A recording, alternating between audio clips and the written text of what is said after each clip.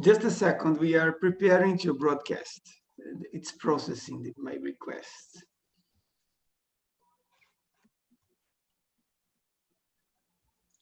Thomas, I think it's already on because it is indicating on my screen. Meeting is now streaming live on YouTube.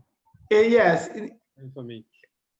it is live on YouTube. Yeah, it is live on YouTube. So we can start. Let me just record to the cloud and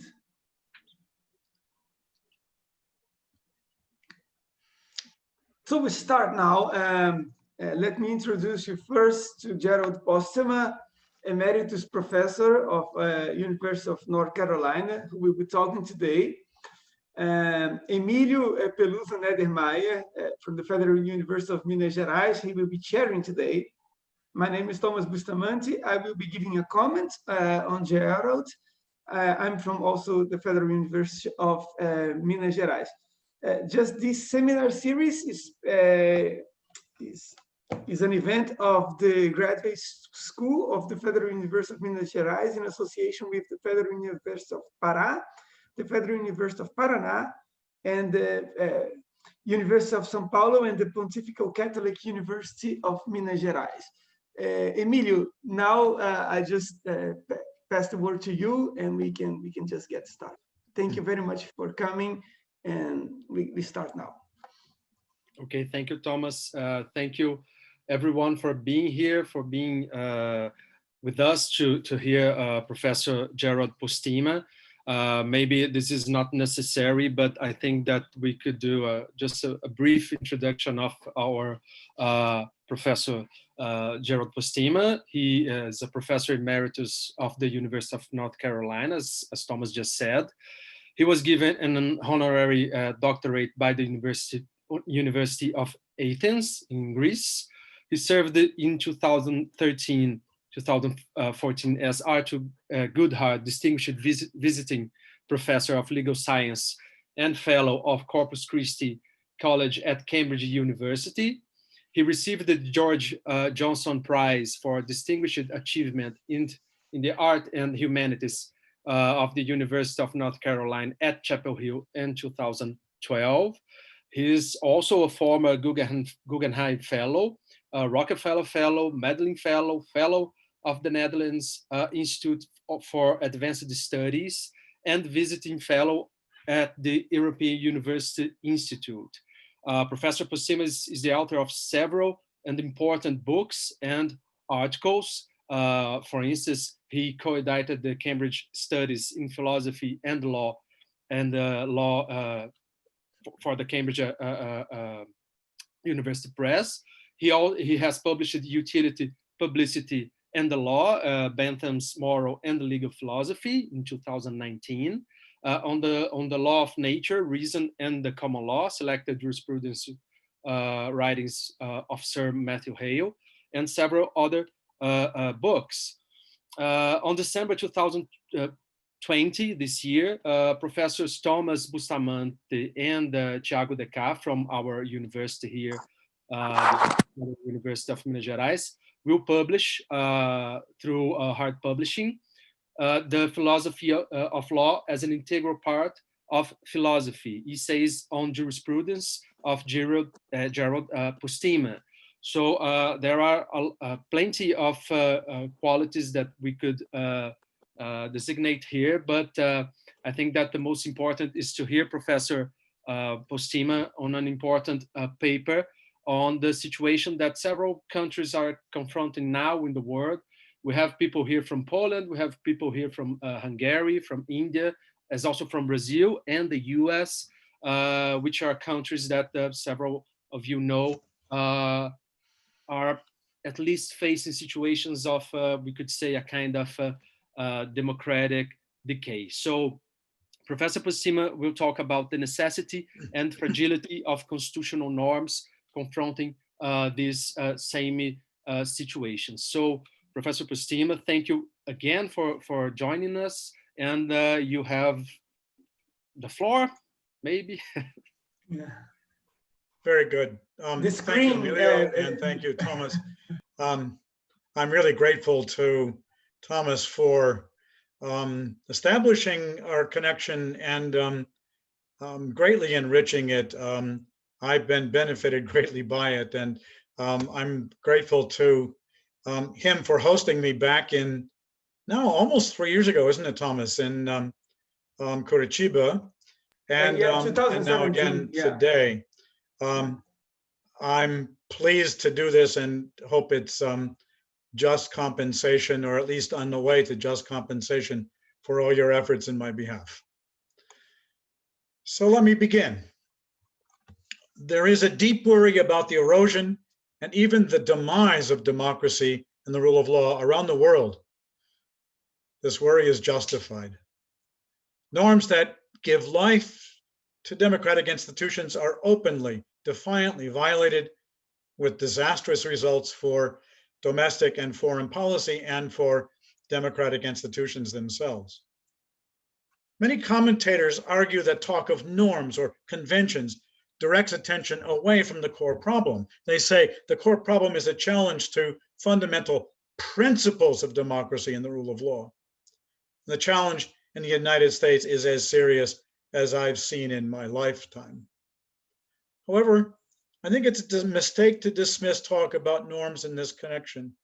Norms are not just about politeness.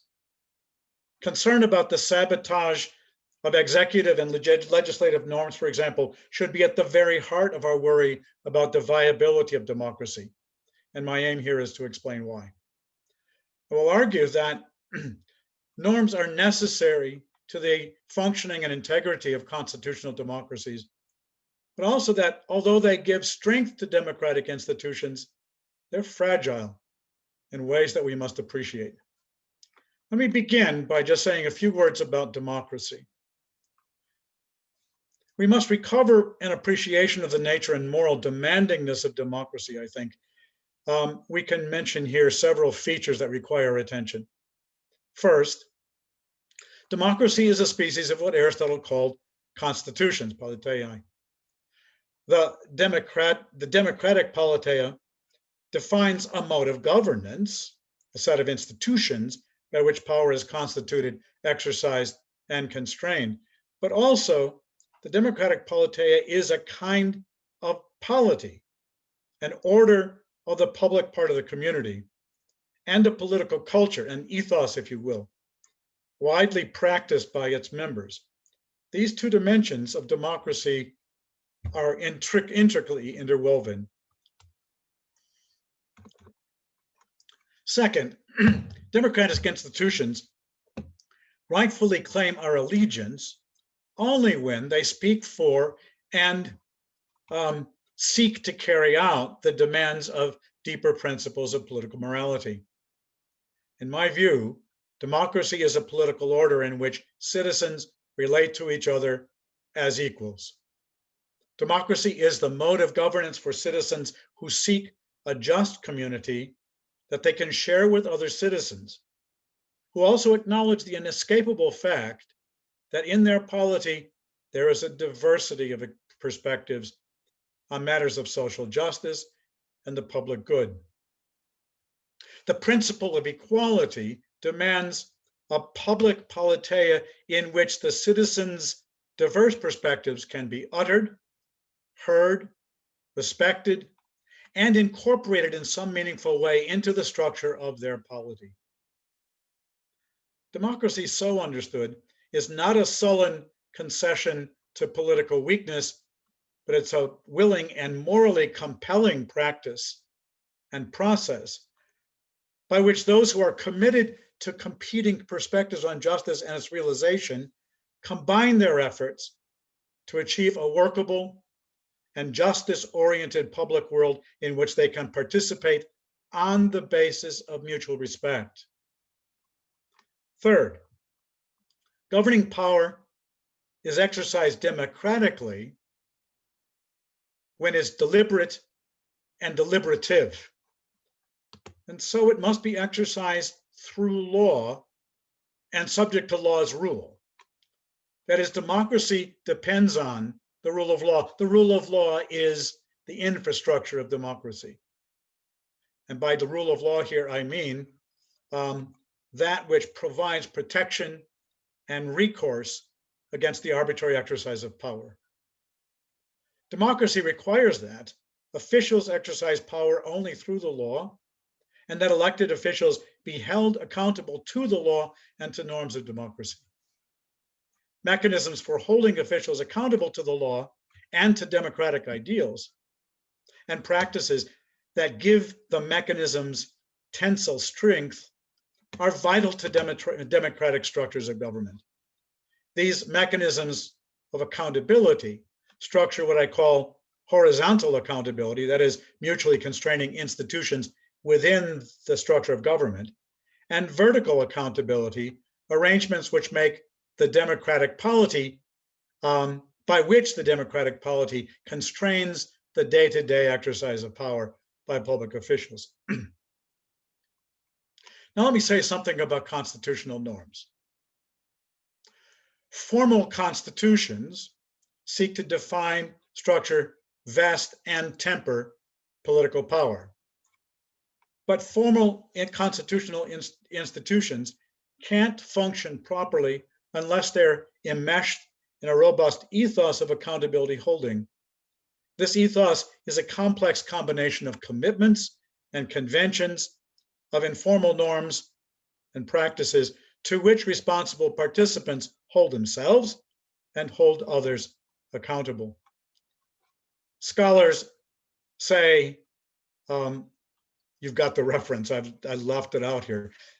Beneath the formal constitutional text is a world of institutional settlement. The written constitution is underwritten by an extensive unwritten constitution. Constitutional conventions are a very significant part of this unwritten constitution. They do not themselves fix the meaning of the constitutional text, although they often determine the boundaries of appropriate or required behavior within the four corners of the text. Rather, they typically supplement the text. Sometimes they even circumvent it. Let me give you some examples. One general one, the Dutch and Norwegian governments are bound to step down if they lose majorities in the national election or are defeated in no confidence votes. Yet there's no formal provision in their constitution requiring such behavior.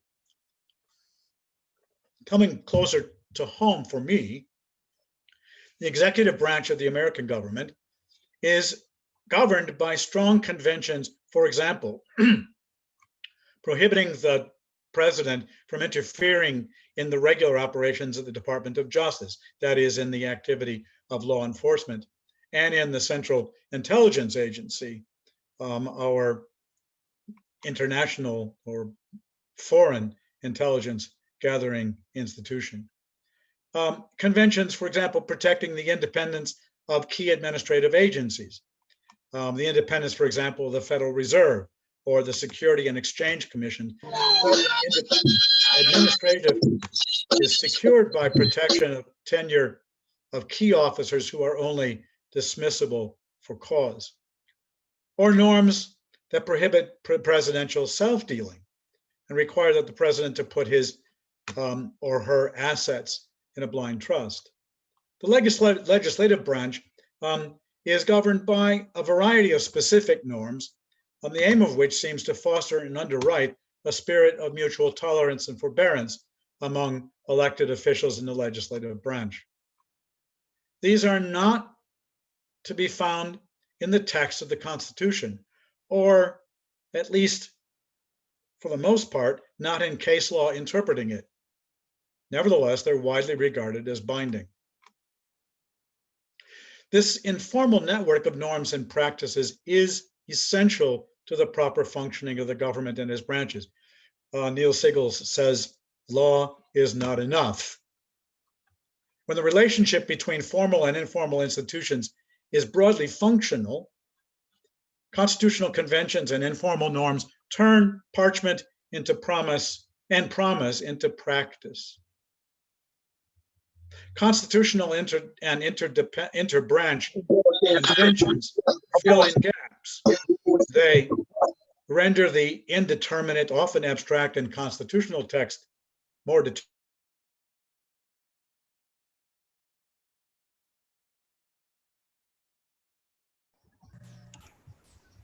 I think Postema. Sorry.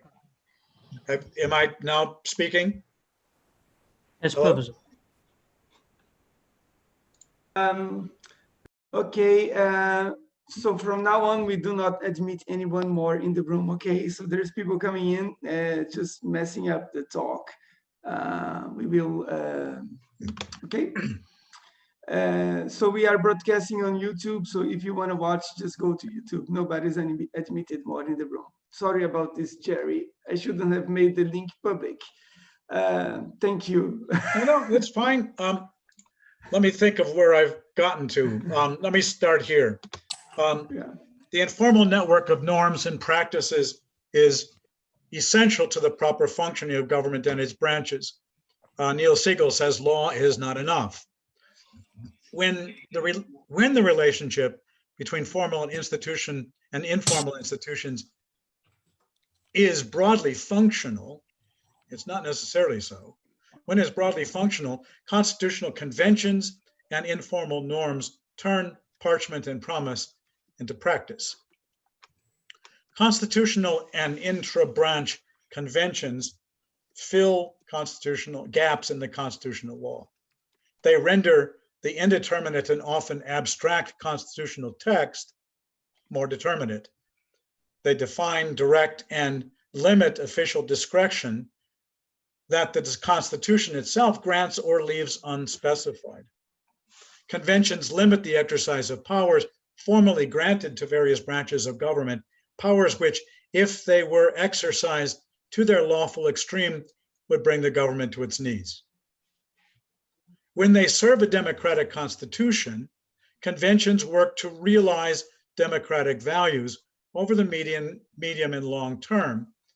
They soften stark majoritarian elements of the formal institutions and give minorities a stake in the ongoing success of the democratic process.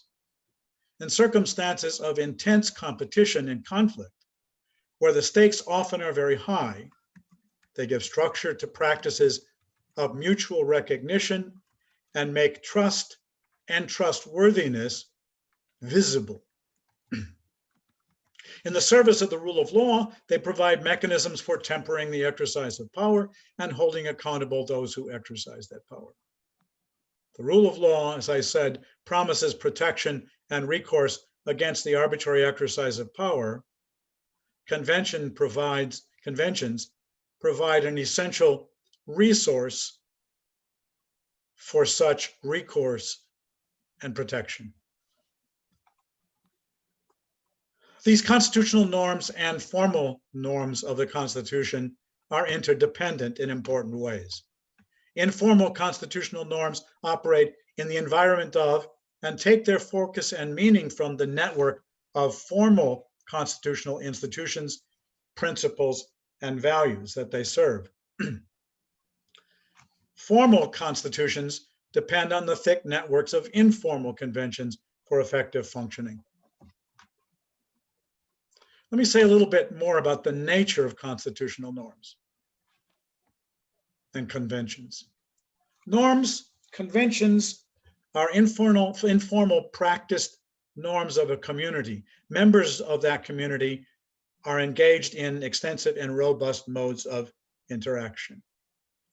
A key to understanding the nature and dynamics and both the fragility and resilience of constitutional norms lies in understanding the idea of a normative practice. I'll provide an analysis of normative practices presently, but first I want to offer a few remarks to orient our thinking about norms in general. First, conventions are norms, that is, they're normative standards for members of a community or group. They govern their interactions. They purport to guide actions of members by providing reasons for their actions, grounds for their judgments, and standards for evaluating and criticizing their actions and judgments, and the actions and judgments of others in the community. Second, they are norms of the community. That is, they exist as practiced in that community. In this sense, they're distinct from universal moral norms, which may exist apart from their being practiced in any particular community. And just parenthetically, constitutional norms are not necessarily, shall we say, Dworkinian principles that lie, as it were, in the structure of the law in some way, nor are they Fullerian principles of internal morality of law. They are practiced norms in a community. Conventions are observable in the norm-responsive behavior and attitudes of members. Norm-responsive behavior includes conduct that's compliant with the norm, not merely consistent or in accord with, but compliant with it, and a range of responses to that conduct where it's perceived to be compliant or perhaps deviant. Third, the general convergence of behavior around the norm is unnecessary, not merely an accidental feature of norms. It is a critical condition of norms' existence. Members comply not for their own part only, rather they see their conduct as something done in and by their community. They might, if they were asked, and self-clairvoyant, they might say that's something we do. Internalization of the norm is not a matter of the individual's private endorsement, his or her acceptance, but rather it's a matter of participating in an activity characterized by a reciprocity of attitudes and actions. Fourth, conventions are informal norms. Their standing, their content, and their force derive in part from being embedded in the practice of the community of actors, rather than from the activities of formal institutions that create or change or enforce norms. For the most part, constitutional conventions exist, thrive, or struggle for their existence, apart from formal endorsement or enforcement. This lack of formal underwriting has led some theorists to say these norms and conventions are especially fragile. Elster at one point, John Elster says, breached norms burst like soap bubbles. He's mistaken. Social norms and constitutional norms in particular are often quite resilient and resistant to deviations.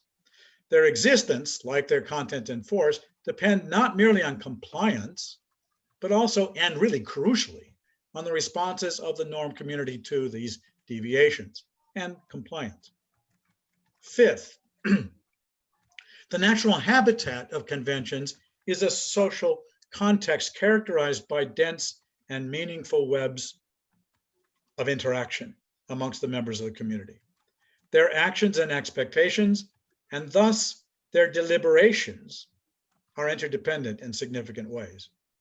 Conventions are not merely rules, typically followed by members of a group. They are relatively stable nodes in a network of common normative activity. Sixth, conventions tend to be internally connected. I like to say conventions hunt in packs. Their meaning or content and their normative force depend on the relationships that exist among conventions in a more or less complex normative practice. This is especially true for constitutional norms, which exist in a complex network of informal and formal norms, informal practices, and formal institutions. This, what we might call network dependence of norms, is a source of strength and resilience, but it's also a source of weakness. Imagine that we think of norm departures as endogenous shocks to a network equilibrium. If a relatively minor norm is violated, and the norm community responds adequately to the departure, either to contain or justify it, the equilibrium may not be disturbed at all. If the departure is more serious, but the network is relatively strong, the departure may stabilize the network somewhat, destabilize it, but the network can restore the equilibrium with only a small change or no change at all. However, departures from load-bearing norms, especially when repeated frequently, with manifest disregard for the norms and the values they purport to serve, that can have a serious destabilizing effect for the norms and the values they purport for the particular norm, but also destabilizing effect on the norm network in general, especially when that network is not very robust. Departures from norms do not necessarily portend the death of the norm. They don't burst like bubbles, soap bubbles, let alone the system of which they are a part. But departures can undermine norms and can have a wider effect on the system of those norms. Constitutional conventions arise from and are accountable to conduct that is part of a normative practice. To understand constitutional norms, then we need to say a little bit about distinctive features of normative practices. What is done in normative practices, what is done, that is, what the behavior amounts to, is a function of how it is taken up by others, how they understand it and respond to it. Their response is not a subjective attitude, but rather a matter of how the conduct and the standard of performance by which it's assessed figure in practical deliberation of the agent and of community members. That is, what is done is a function of how that conduct fits into a network of reasons. Thus, what we might say, norm responsive conduct, that is what's done and responses to what's done, takes a distinctively discursive form. It can be given articulate expression. The conduct has meaning in light of the norms and reasons they give to the actor and those who observe it. Norm responsive conduct is not merely resisted or applauded, hooray or boo. It's assessed, challenged, criticized, or justified. It is conduct for which an account can be given and an account and conduct for which an account may be demanded. Participants in a normative practice undertake commitments to judge performances, to act according to those judgments, to challenge the conduct of others, and to recognize appeals to these judgments in vindication of their own conduct or other members' conduct.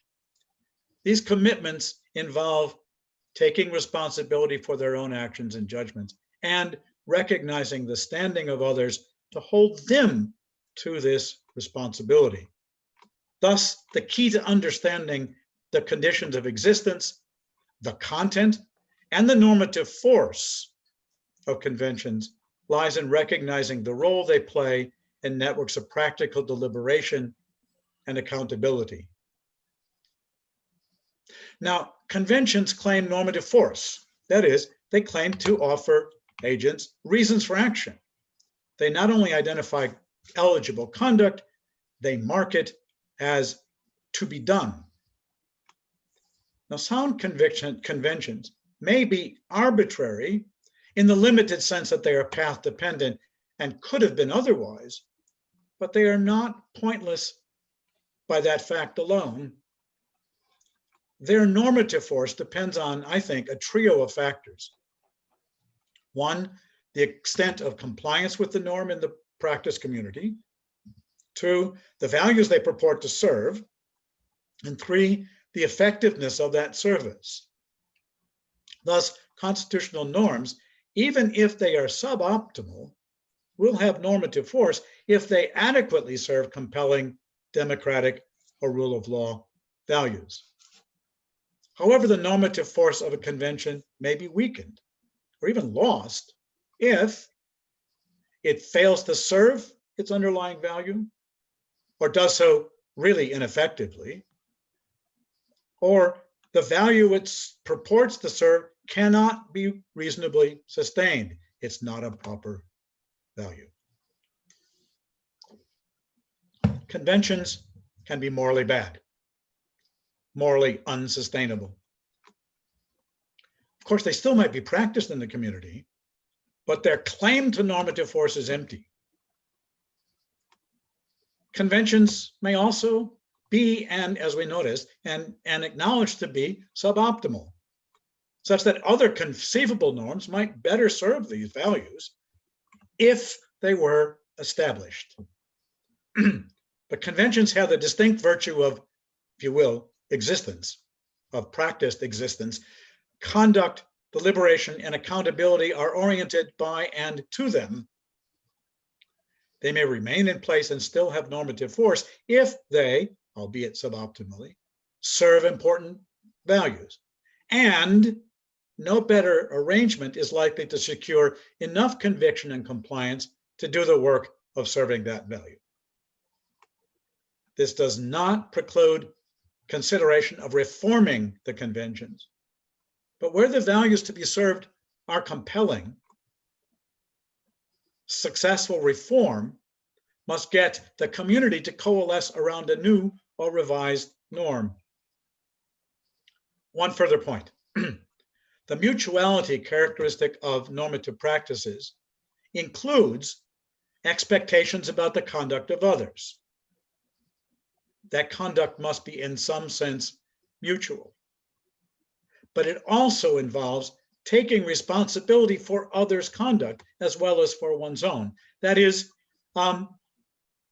behavior within a normative practice is not merely a matter of looking over one's shoulder to see if others are following, but it's going back and making sure, to the extent one can, that they are following. That's to say, participants take responsibility for holding others accountable for their conduct. Apparent departures are not merely to be regretted, they're to be resisted.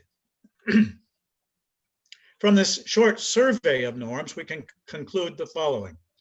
Determining the existence and the content of a convention is a complex but inescapably normative and discursive matter. Whether a convention has place in that community is settled by argument, demonstrating that it has that place. And such arguments will involve assessments of compliance, proper and competent responses to apparently convention-relevant behavior, and the relations the alleged convention may bear to other conventions. Thus, constitutional conventions get their force, in part, from the role they play in the informal constitutional practice, its network of practical deliberation and accountability. And that network, in turn, is influenced by the broader constitutional norms and values that we expect of formal constitutional institutions, expect them to serve. Likewise, the effect of departures from constitutional norms, the effect of them, will depend on, one, the seriousness with which participants take responsibility for their practice, two, the extent to which others engage in the deviant behavior, looking over your shoulder, the nature, third, the nature and extent of the response of other participants, fourth, the nature and plausibility to other participants of the claims that deviators make in defense of their conduct, and fifth, the values participants appeal to when holding deviators accountable for their conduct. So let's think about norm challengers. Social norms are always in flux. They're mortal. At some point they are born or they emerge. Over time they mature. Later they die. They go out of existence or they lose their salience and fade into the horizons of practical deliberation. Typically, conventions emerge, they mature or strengthen and change and wither through use. That is, through conduct meant to conform to or evade the conventions, to endorse, enforce, or challenge them through articulate criticism of the conduct, through acknowledgement and assessment of it, and holding other authors, their authors accountable. Whether conduct is convention conforming, or convention deviating, or convention changing, doesn't depend only on the intentions of the agent, but it depends crucially on how that conduct is taken up in the arguments that are marshaled with respect to it. Think about violations. Healthy norms are widely followed, but violations may not be all that rare. Violations can over time cause the death of norms, but norms can survive violations because their viability and normative force depend on more than compliance. Violations are cause for concern, but they do not alone weaken or destroy the norms. Whether violations threaten the viability of the norms depends in part on the arguments that can be offered in defense of the deviations. Those who depart from the norm may argue that the conduct in fact falls within the scope of the norm, properly understood, or that an exception should be recognized. The community then may accept or reject such defenses, and it may be contentious whether to accept or reject them. The survival of norms depends on the critical engagement of participants in the practice, understanding, interpreting, and applying the norms, and on their willingness to hold violators accountable for the deviations. So a key responsibility of participants in constitutional practices serving worthy values is to hold fellow participants accountable to the norms and conventions of that practice.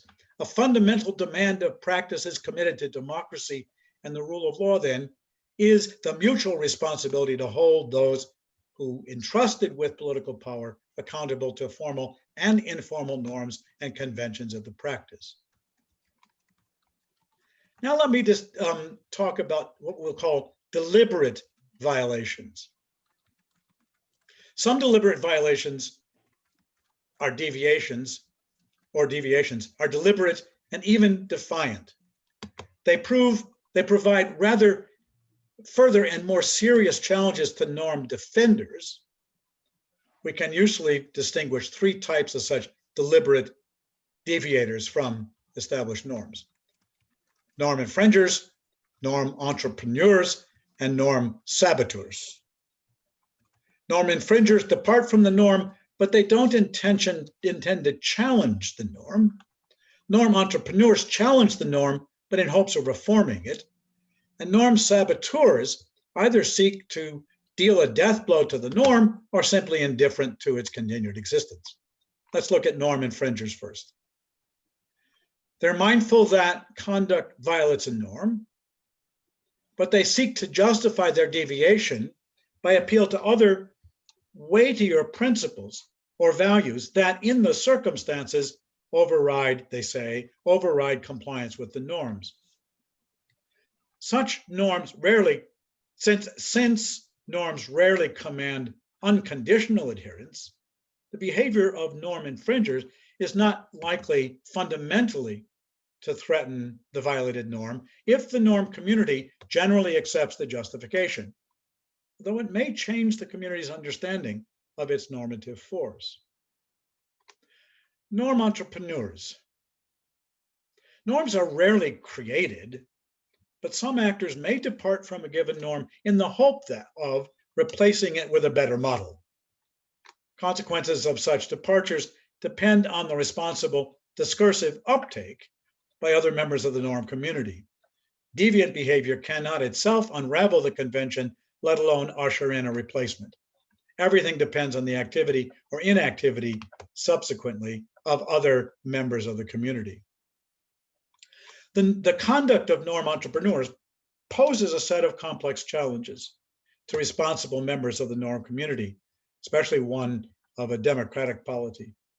Responsible members recognize that existing democratic institutions and norms are imperfect, often gravely so.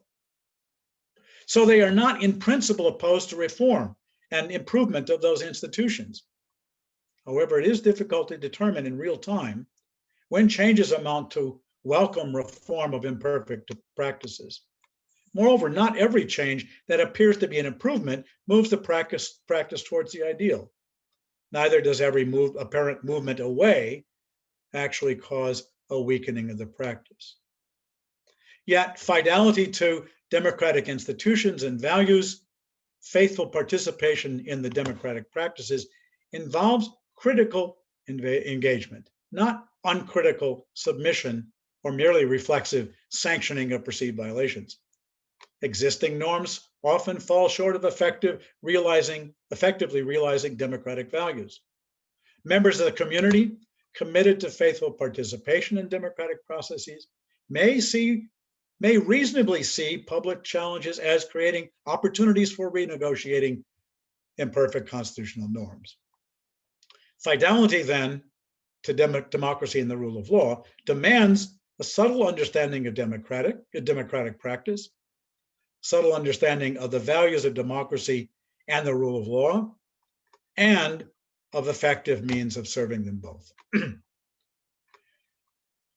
But we also must be mindful of the need to rally a sufficient number of other community members around an alternative norm that promises to serve these values more faithfully. Undermining an existing norm without a viable alternative in the wings threatens the very values they're committed to serve. They must also be mindful that constitutional norms, remember, hunt in packs. Norms work because they work together, and they fail when they work against each other. In some respects, this gives constitutional norms some strength, but challenges to one such norm can also reverberate through the system, causing unexpected and potentially unwelcome adjustments. Reform-minded challenges to constitutional norms that fail to give serious attention to replacing them with revised norms can open the door to practices poisonous to democracy. This calculus is complex. The constructive project is difficult, and both are vital to the success of the norm entrepreneur's vision. Let me add that I think our constitutional practice needs one further convention, which I don't think we really have. We need a way of publicly distinguishing the activities of norm infringers and norm entrepreneurs from norm saboteurs, who are much more radically and potentially far more disruptive. Let me explain. Norm saboteurs threaten democratic institutions, but they also threaten the democratic polity. Actions of norm saboteurs are not just harmful, they are morally offensive, outrageous perhaps. Saboteurs not only disrespect law or the Constitution, they parade in bright colors disrespect for partners in the norm community. They spit in the faces of those who have joined together to produce and reproduce the infrastructure of democratic, constitutional, and rule of law values. They scoff at the trust that the norms enable and express. Thus, in contrast, norm entrepreneurs, despite their manifest violation of norms, adopt a very different orientation. They still regard themselves as partners in the pursuit of democratic values. They challenge specific norms, but not the recognition, respect, and trust that those norms enable and express. Thus, it's important for the long-term health of the democratic polity and the democratic institutions to which that polity is devoted, that the aims and orientations of the norm entrepreneurs and norm saboteurs be publicly distinguishable. Here, perhaps, publicly discursive nature of normative practice offers a little aid. We can demand that reasons articulated in defense of norm-defying conduct be of a kind that the norm community, perhaps the whole polity, can recognize as publicly reasonable, even if it's widely believed that they're misguided or insufficient.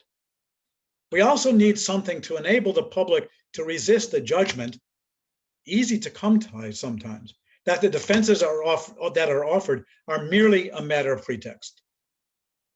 For this, we need a way for actors to do three things. One, demonstrate the principled consistency of their conduct and rationale. Second, we need a way to mark the history of their integrity in that respect. And three, a way to demonstrate their commitment to the values purportedly served by the violated norms. That is, our democratic practices need conventions to which actors can appeal to certify their bona fides. Norm saboteurs pose the most serious challenge to those who seek to defend constitutional democracies and the norm institutions and norms on which it depends. This class of norm challengers includes those who engage in what Mark Tushnet called constitutional hardball. They defiantly violate norms because, perhaps, they oppose democratic or rule of law constraints on their exercise of power, or perhaps because they sense an opportunity to achieve partisan political goals, even at the cost of hollowed out democratic institutions. They may deploy the rhetoric of democracy or the rule of law, they often do, but their behavior evidences no commitment to them. How is a defender of democratic institutions to respond to the norm saboteurs challenge? How should participants respond to defiance of constitutional norms they regard as binding and important? The stakes in this interaction are likely to be very high.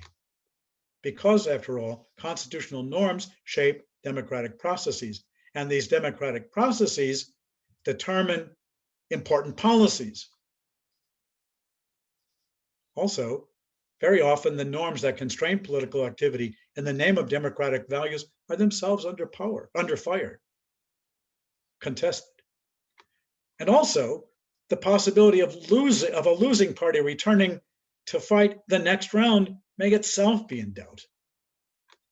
Thus, the temptation to respond to constitutional hardball with equally harsh, norm-defying measures may be very strong.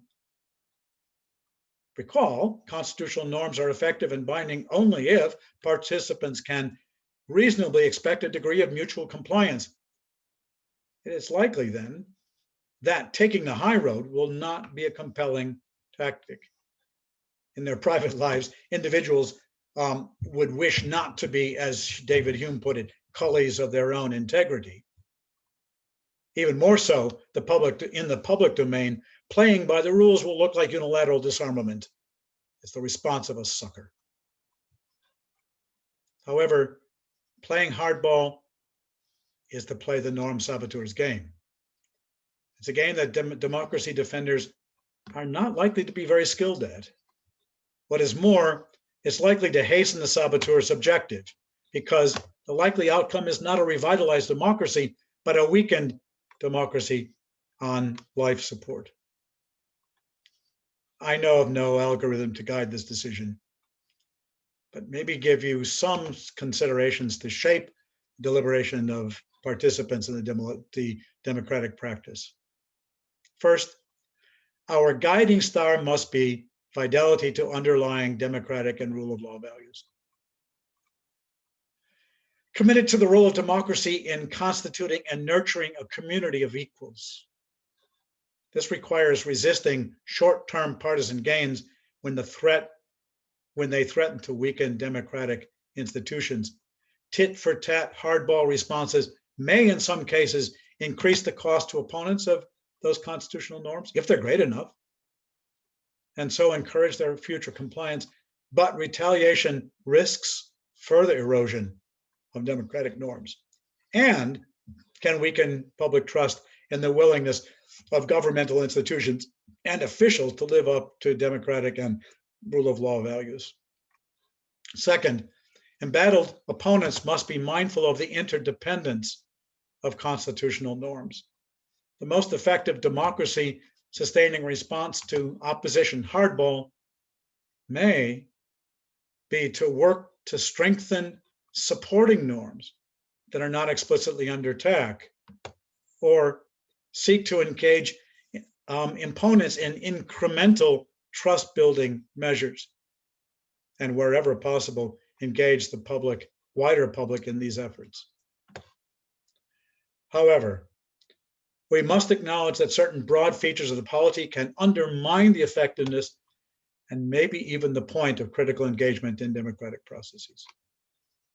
Despite media and respected media and effective organizations of civil society, are necessary to sustain public domain in which critical engagement can thrive. But we have seen how media can be compromised, co-opted for strictly partisan purposes, and the public domain can be fragmented, its segments mutually alienated. Hyperpolarization here of the polity exacerbates this condition. In communities where disagreements on matters of policy and principle are cross-cutting, such that adversaries on one issue can find themselves allies on another, where that's true, it's possible for parties to engage each other, even when disagreements on some matters go very deep. But in highly polarized societies, groups tend tightly to align themselves along multiple dimensions, and the perceived need to maintain tribal loyalty obscures the potential for serious engagement on any one issue. Identity replaces ideology. Partisan conflict then becomes existential. This feeds the perception, poisonous to democracy, that any political loss is unrecoverable. Any challenge represents an existential threat, and every adversary is a mortal enemy. Democratic engagement requires parties to believe that losers can return to the fight to fight another day, but in such straitened conditions, there appears to be no long term. And in the eyes of such combatants, loss in the near term is fatal to the group and every value it holds sacred. These are serious threats to the viability of democracy and the rule of law. They can perhaps be answered. Among the most important democracy restorative activities, I think, are attempts to infuse vitality and focus into institutions of civil society. When democratic norms and institutions are threatened, street-level protest may be useful, maybe even necessary, but absolutely vital are institutions of civil society. Protests bring passion to essential activities of accountability holding. But robust institutions of civil society provide precision and focus to these activities. They make coordinated, deliberative, and hence more effective activity possible. They give sustained structure to those activities, and they offer the possibility of taking a longer view. Two other tasks of committed Democrats, alongside holding officials accountable to constitutional norms, are seeking ways to reverse trends of hyperpolarization and corruption of the informational environment of the public domain, and seeking ways to build and sustain vital institutions and organizations of civil societies. Committed Democrats and defenders of the rule of law may not succeed. Democracy and the rule of law may be resilient, but they're not invincible. Still, they surely will not survive without concerted efforts of their defenders. Thanks a lot.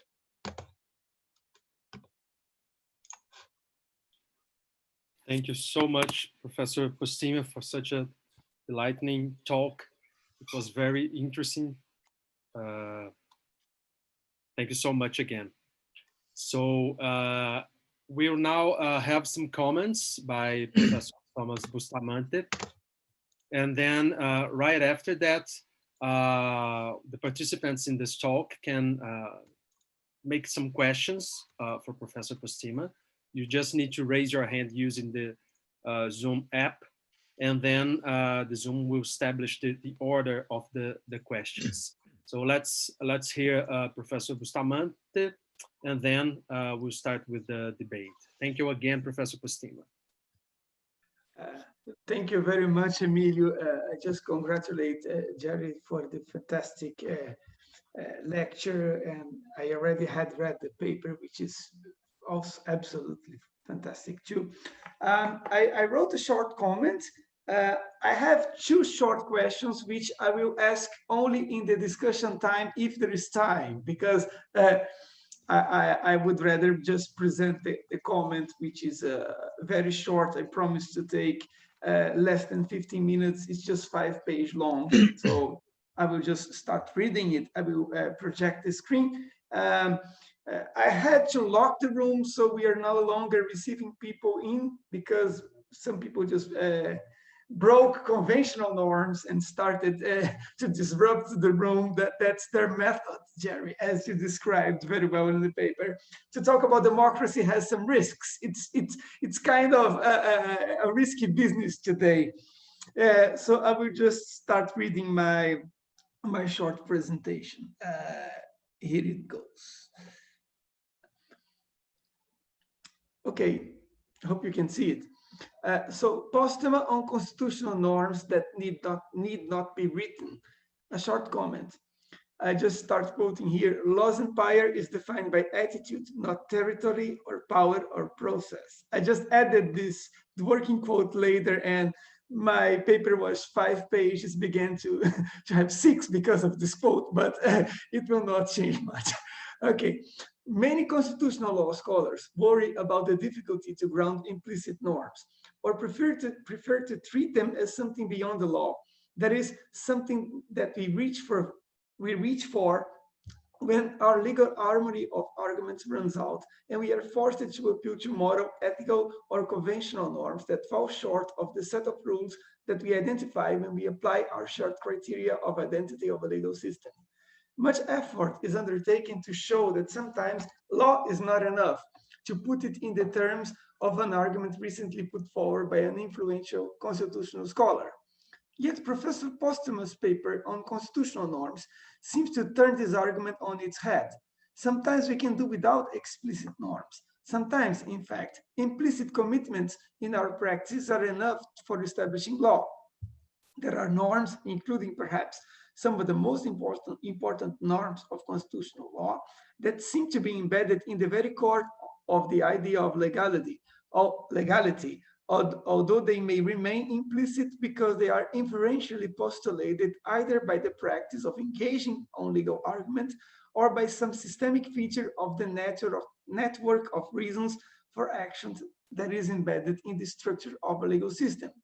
These norms are identified, acknowledged, interpreted, and justified through the commitments participants in legal argument undertake by joining in the discursive practice they help to sustain. One may think that these norms must be expressly announced in order to become legally binding, or that they must figure in our practical deliberation in order to achieve their statutes, or that they constitute our source of indeterminacy or vagueness, or yet a gap or a defect of a legal system that must be corrected through judicial lawmaking in particular cases. But these assumptions are almost always wrong. What sustains a constitutional norm is an attitude, not a statement. We need to sustain similar attitudes even toward explicit norms. There are norms, some of which are explicit, that work in their proper way only for as long as we do not deliberate before we act in accordance with their demands. They work because we internalize them, and it is even wrong to consider defeating them in a certain case. If one is required to make a sustained deliberation, for instance, before deciding not to inflict some intentional harm on another person, one is probably failing to adopt the attitude toward this norm that a sound account of practical reasoning would require. If you have to deliberate before you choose not to murder a political opponent or an adversary in a competition for a job or a lover, then there is something wrong in your attitude towards this norm, even if you decide, after balancing all the reasons, to avoid violating the norm that constrain your urge to harm another person in these specific ways. By the same token, there are norms that remain implicit because of the role they play in explaining explicit laws and sustaining the practice with which we are familiar. Sometimes legal systems expressly posit these foundational norms, but when they do it, they add little to their normative significance. They do not make these norms more precise, applicable, or entrenched through their explicit formulation. The principle of judicial independence, for instance, retains its force, its force from a fundamental commitment of the participants of the practice than by an explicit enunciation in the form of a legal rule. It binds because legality already implies impossibility of arbitrary decisions, not because a political authority said it does. Whether or not these norms are announced, what sustains them is a practice or a shared attitude of the participant in it, who commit to the norm and through this commitment place themselves under its domain. By acknowledging the norm, participants not only become responsible and liable to the norms, but also entitle others to make claims on the basis of the norm when it comes to be the case that they need to do it. Positing these norms in explicit enactments seldom helps reinforcing their normativity. Consider an interesting example. When the Brazilian House of Representatives determined that there was a just cause for admitting Brazilian President Dilma Rousseff's impeachment, with the effect of authorizing the Senate to remove her from office and putting her on trial, a statutory provision explicitly prohibited political parties to put its members under the whip. Just for Portuguese speakers, to put under the whip is to fechar questão in political terms. It's like when the political party requires its members to vote for certain things, or inflict any sanction on a member of parliament who votes against the interests of her political party. The legitimacy of an impeachment process depends on the ethical independence of adjudicators, who must have at least the assurance that they cannot be punished for reaching a particular verdict. Yet the political parties did it anyway, through public announcements in the plenary panel of the House. A case was filed in the Federal Supreme Court with a request for an order to annul the session, but the order was denied regardless of the express statutory provision, and Rousseff was removed from the presidency by adjudications who faced the threat of being punished if they acquitted the defendant. In fact, Senator Katia Abreu was expelled from her political party just because she voted to acquit Rousseff in the impeachment trial. In these types of cases, it matters little that the norm is explicit, since there can be little doubt that one cannot reach a rational verdict if the adjudicator herself is facing sanctions depending on the content of her decision. Abstract as the principle of ethical independence and the moral responsibilities that come with it might be, there is little room for disagreement about its application to the current case, and the enactment of the principle in the form of a positive law adds little to its content. Sometimes this enactment in infra-constitutional norms reinforces its fragility, for it generates a sense that the same legislature that enacted it can derogate it through new ordinary laws. But there is also another class of norms that are equally important and sometimes more salient. These are not abstract norms like the principle of judicial independence or the prescription of arbitrary decisions. They are more concrete and specific norms that are sustained not because of their practice-independent moral worth, but through their shared engagement in the practice and the respect for its conventions in the first place. Norms like the convention that a prime minister must resign if he loses majority in parliament, or that a president cannot interfere in ongoing police investigations, or that prosecutors lack discretion on who to prosecute, retain their force even when they are not expressed. Denying them their proper normative force would make the practice of constitutional argument pointless, empty, or hypocrite. Postema argues that there is an interesting interdependence between formal and informal norms. Informal constitutional norms operate in the environment of and take their focus and meaning from the network of formal constitutional norms and values that they purport to serve. Likewise, formal constitutions depend on the thick network of informal conventions for effective functioning. Page 6. So constitutional conventions are norms that provide standards to govern the interactions of the members of the group community. They exist as practices in that community, which are practiced not because they are mere habits of a particular agent, but because they are communal. That is, they possess a first-person plural character which stems from the reciprocity of attitudes and actions of the participants in the practice. They are further informal norms, the standing force of which derives from derives from being embedded in the practice, rather than in activities of formal institutions that create, change, and enforce norms. Finally, they are holistic. They inhabit a social context characterized by dense and meaningful webs of interactions among members of the community, pages 7 and 8. Social norms, or conventional norms, as Postema prefers sometimes, are also intrinsically connected to values they serve. Their point is provided by these values, and it is these values that provide their genuine normative force. A morally bad convention, that is, one that does not seem to track values or present itself as an actual source of practical reasons, has an empty claim to normative force, page 11. Perhaps a reader familiar with Postema's rich account of law, custom, practical reasoning, rule of law, and normative practice will not be surprised by any of this, for these points cohere, if not actually derive, from some of the comprehensive works he produced in the past. But there is something generally new in his last piece, something which is not only original, but deeply important given the current threats to democracy around the world. Postema offers now an account of the ways in which authoritarians may resist the implicit norms of the Constitution and act for its demise in some disconcertingly effective ways. Social norms, as Postema points, are moral. They may die, go out of existence, or lose their salience and fade into the horizons of practical deliberations, page 11. They die, indeed, because of what we do to them, or because of our attitudes and failures to protect them against intentional undertakings to undermine and withdraw their force.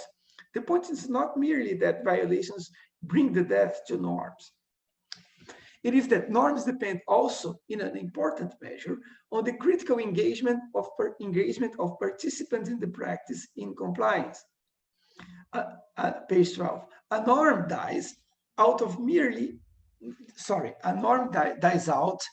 not merely because of a resistance and some punctual violations by detractors. It dies also because we fail to adopt a proper response to these violations. I think that this is an important point of Postema's paper.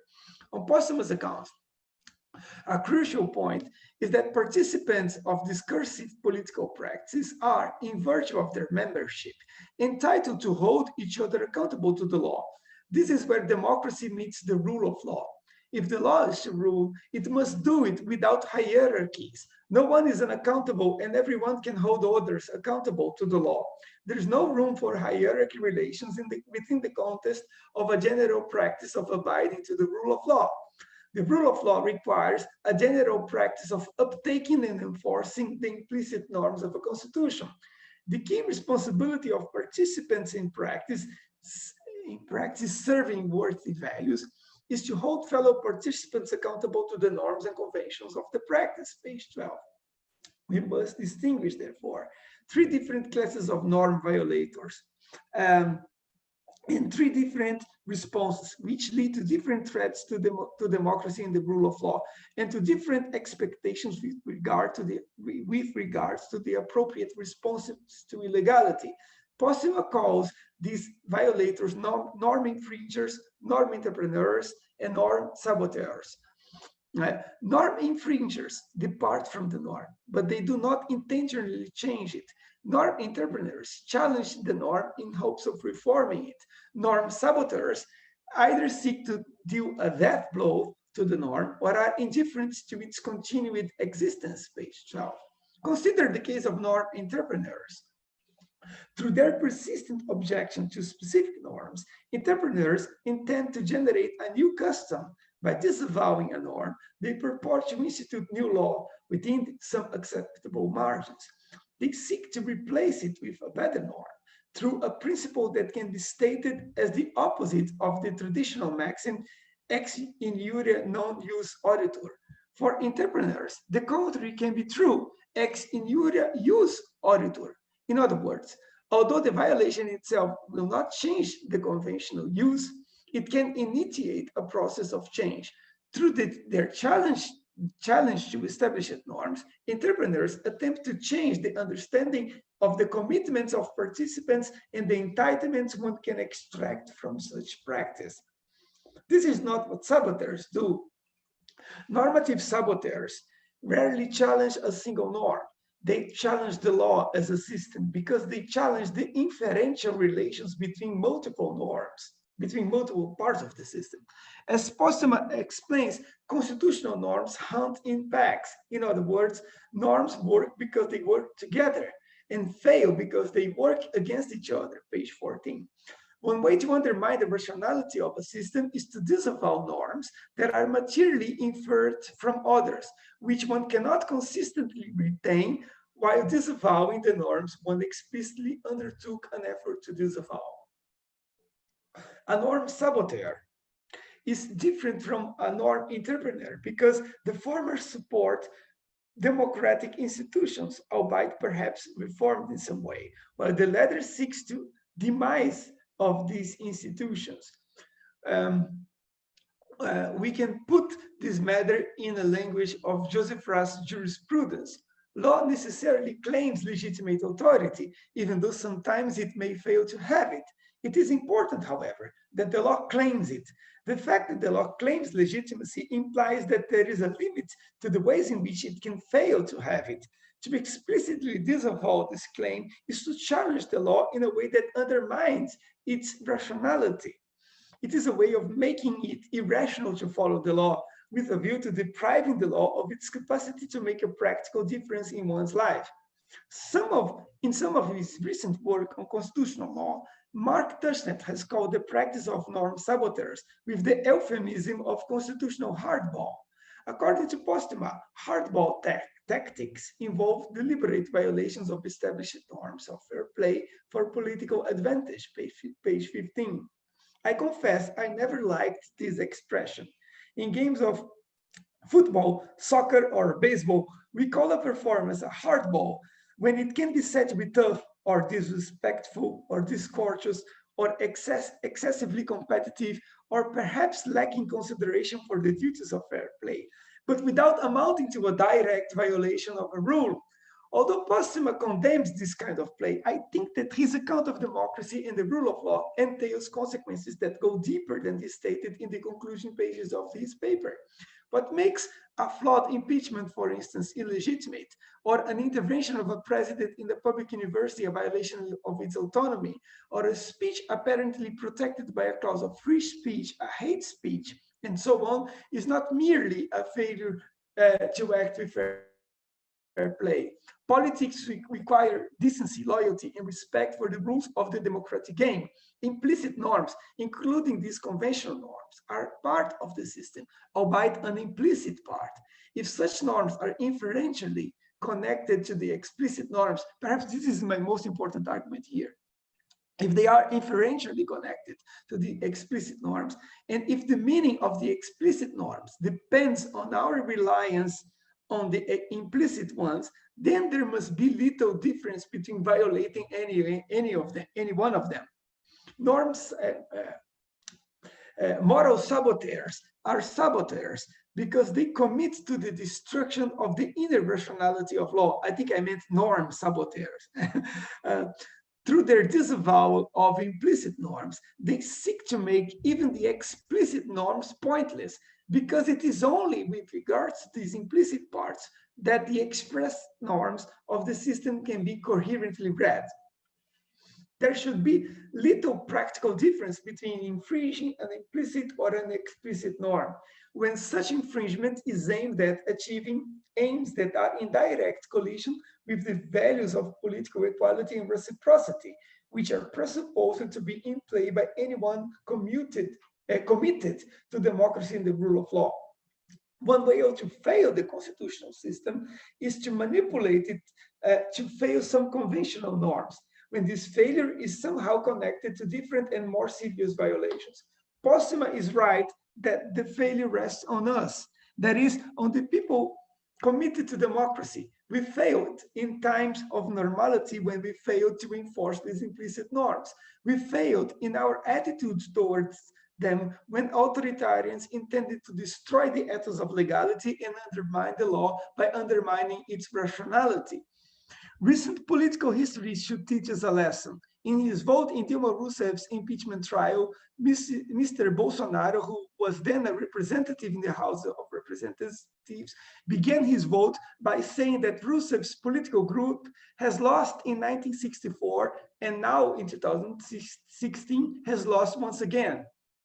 He acknowledged through this pronouncement that in his judgment, his votes to oust Rousseff was just as illegal as the 1964 military coup. But things got worse after the second sentence in Bolsonaro's speech. He dedicated his votes to Colonel Carlos Alberto Brilhante Ustra, to whom he referred as the horror of Dilma Rousseff.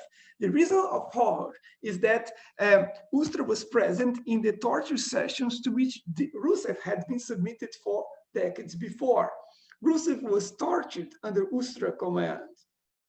2 years later, in 2018, the last Sunday before the 2018 election, Jair Bolsonaro made an even more radical pronouncement, which was broadcasted to millions of people, some of them assembled in São Paulo's largest avenue. They lost yesterday, they lost in 2016, and they will lose again next week. But this time, the cleansing will be much more profound. This gang, if it wants to remain here, must submit to our laws. Either they go away or they go to jail. These red bandits are going to be banished from our homeland. This land is ours. Petralhada, which is a pejorative name for sympathizers of the Workers' Party, you should all go to the end of the beach. This discourse is more than populism. This is a call for civil war. When Bolsonaro threatened to send his opponents to the end of the beach, he made reference to a military base located in the coast of Rio de Janeiro, known as Restinga da Marambaia. That base, according to reports of former militaries, was used by the 1964 regime as a graveyard, as a site for unregistered disposal of human bodies, victims of torture who died in the hands of the regime. Mr. Bolsonaro made a public oath to disavow the Constitution of 1988 and its legacy, merely 6 days before he was elected president of Brazil with 57 million votes. This is a way not only to break the law, but to undermine its foundations, which lie not in positive law, but in the ethos of legality, underlying the very idea of the rule of law. Bolsonaro is a committed saboteur of Brazil's constitutional order, and he has never hidden this fact. But who, in the end of the day, is failing the rule of law, and how can we make sense of this failure? My bet is that our greatest failure is the failure to adopt an appropriate response to illegality, or our failure to hold him accountable under the law, given the enormous amount of illegality he committed in more than 2 decades of his political career. Postema ends his paper with an uncharacteristic pessimism. This is how I read the paper. Sorry, Jerry. He quoted a statement from Justice Khanna in India's Supreme Court, in a case in which he refused to overrule a lower court's decision granting habeas corpus to 43 persons detained without a trial in turbulent times.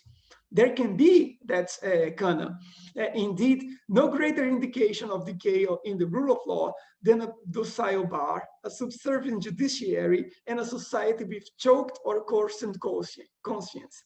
Postema reacted to this fragment with the following words: a similar assessment may be given for the prospects of democracy.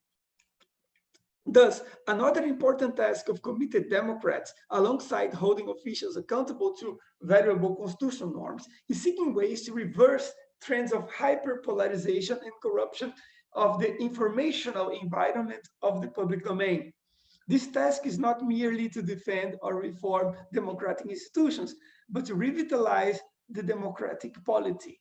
This is a topic for another time and for another person, one who is wiser than me, page 18. I know no wiser person in philosophy of law than Gerald Postema. and I never thought I would live times of such widespread and comprehensive threat to our most sacred democratic commitments. We face a challenge from actors who intend to undermine democracy by undermining its rationality, by making institutions unresponsive to explicit norms, pointless. No, sorry, by making institutions unresponsive and explicit norms pointless, empty, and weak. Perhaps I can end by making explicit posthumous pessimism, which is quite understandable given the difficulty of the challenge, given our current failure, and the depth of what is at stake, and the importance of what we can lose. Thank you very much for this. Let me figure out how I should stop sharing the screen. So thank you so much, Thomas, for such a brilliant comment on Professor Postema lecture. We have 2 people registered for doing their questions. Maybe we could hear their questions. So Professor Posarla and Mirna Bonin. And then afterwards, Professor Postema could comment on Thomas' comments and also answer these 2 first questions. So you have the word, please, Posarla. Thank you so much, Emilio. Thanks to Thomas, and I'm very happy to hear Postema's wonderful insights. And the words of Justice Khanna still reverberate from my constitutional teacher saying about what should the way in which rule of law should prevail. Now that brings me to a wonderful article I read in the Oxford Journal of Legal Analysis way back in 2012. John Elster writes about constitution making and violence and makes a wonderful observation. So my question is based on that. He says by comparing American Constitution and French Constitution, the revolutions that were there, and he bases the idea of constitutional formation on violence. It is made as an answer to prevent violence, or with a hope of violence at a later point of time, or it is in one sense something that emanates from violence. So if violence is something that formulates the basis of the constitution, how can we look at the norms which at times turn into constitutional conventions? For example, as Thomas was putting it, in the whip sense of the parliament, where a party gives out a whip asking people not to vote or to vote, going against the pure spirit of democracy. Somebody is an elected representative, he is representing the interests of the people. Now if he wants to vote against or vote for, now are we in one sense going towards that direction again? That was my question. Thank you. And if it is incoherent, kindly excuse me.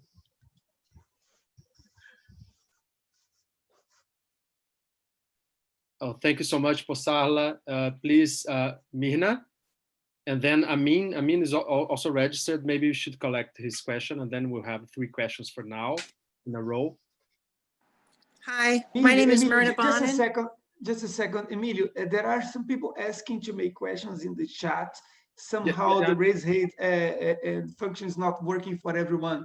So I would suggest we take Mirna's question, then give the word to Jerry, and then you collect more, okay? And okay. Please look at the chat because there are people asking to make questions there. Thank you.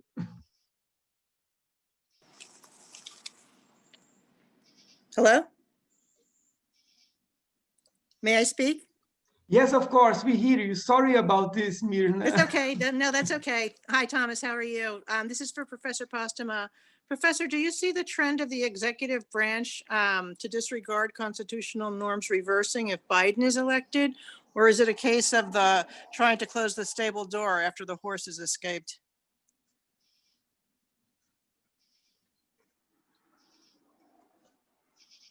Okay, so now Professor Postema. Should I respond to those 2? Yes. Myrna, I don't know. You've hit me at a time of, shall we say, democratic depression. I think things in the United States right now are utterly unpredictable, both with respect to the election, but regardless of who is elected, what happens after that. If Biden is, well, let me just back up a little bit. Of course, one of the first, the most salient issues right now for us Americans is the question of confirmation of the nominee to replace Ruth Bader Ginsburg on the Supreme Court, which our Senate leader, Mitch McConnell, is rushing through in an incredibly vigorous and aggressive way, and I think utterly without integrity.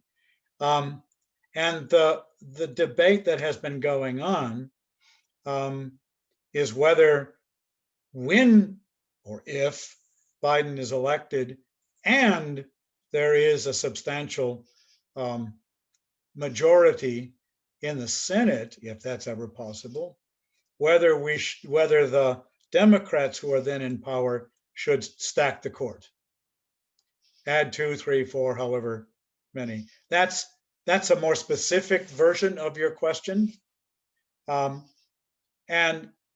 I have worked out some thoughts on that, but I feel utterly incompetent to assess the ground of their validity or persuasiveness. Let me just say a couple of things about this.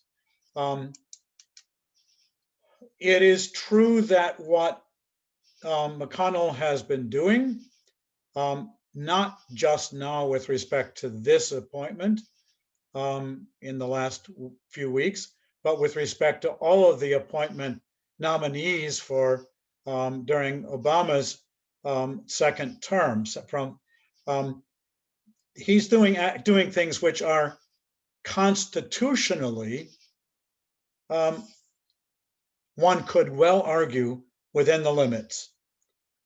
They are grave violation of the norms, I believe, of the Senate's commitment and the Senate's obligations to deal with the nominees put forward by the president. There's the way in which the current, and then the denial, of course, of Merrick Garland's nomination to even come to the Senate was, I think, a fundamental violation, again, of the norms, not of the Constitution. Now, it turns out, so if you say, look, they put through this nomination and they've got a replacement for Anthony Scalia with Kavanaugh and a replacement for Ruth Bader Ginsburg with Amy Barrett. Now Democrats are in power. What should we do?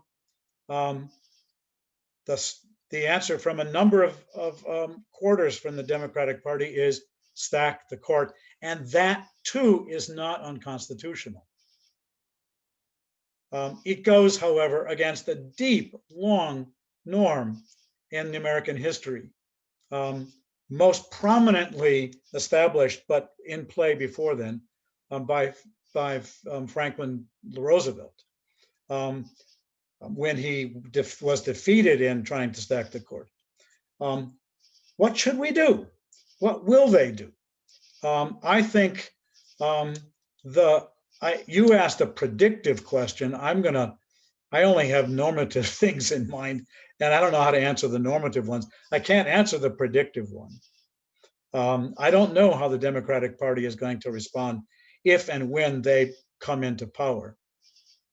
I would like to believe, and it was my intent at the end of my remarks today, I would like to believe that they keep clearly in view the impact on the democratic institutions of their responsive actions. It has been argued that the Senate, the Republican-led Senate, has already deeply undermined and made partisan the Supreme Court. Someone might then respond, well, the damage is already done. Let's just try to get things back to equal parity. That depends on the answer to the question, what will the effect on our democratic institutions and on public trust be? I don't know. But that's where I think the balance hangs. Will he be elected? I don't know. Will there be a peaceful transfer of power? I don't know. What will happen when there is a transfer of power? I don't even know that. I do think that there are some important principles, both moral and to a certain extent constitutional, in play here. But I don't see any determinate answer to those. Sorry about my optimism. Thank you, Professor. Thank you so much. Yeah, Thomas was right. There's a note of pessimism here. I should just add that some of the remarks that I've included in this talk derive from a paper I wrote now a year and a half ago for the American Society of Legal and Political Philosophy that produces Nomos. It's a paper called Failing Democracy, in which I argue the problem shouldn't be whether, in our view, to try to decide whether democracy has failed, but to ask ourselves whether we should fail democracy, whether we are failing democracy. And at that point, I said, you know, if we just take up our responsibilities and go with them, we've got it. I'm much less optimistic now. Things have developed more and more in the wrong direction, in my view. So that's all I can say about that, Myrna. I wish I had much more to say. The other, Professor Pasala's question, boy, it is true that many constitutions, even constitutions of successful democracies, are born in violence. They're also born, I think, even more worrisomely, in inequality. So that the constitutions constrain violence, I can hope that people would get together and say, you know, this violent stuff is just no good. We can come together and coordinate on that. But let's coordinate around that so we can protect our privileges. And that's what happened in the American Constitution, surely. Most notably with protecting slavery, but also more generally protecting the inequality at the time. I do believe, I mean, can I switch from my pessimism to optimism? I do believe, however, that constitutions can in fact grow out of that. They can expand beyond those concerns. There's always, democracies are not utterly robust. They're so fragile. They can decline. They can decline dramatically. On the other hand, with the right kind of people and people who are publicly minded, both in public office and in the polity in general, there's room for a whole lot of positive development. I think that has been true to a certain important degree in the United States up until maybe 2010, and things started to turn around. I think it's still possible. So that example of the earlier movement, I think, while in no way eliminating the impact of slavery and subsequent racism, and so the inequality put there, it didn't eliminate it. It modified it to some degree, and yet there was movement. So I think that's not. So it's not impossible. Our democracies are imperfect. They are always imperfect. We are always struggling to make them more perfect.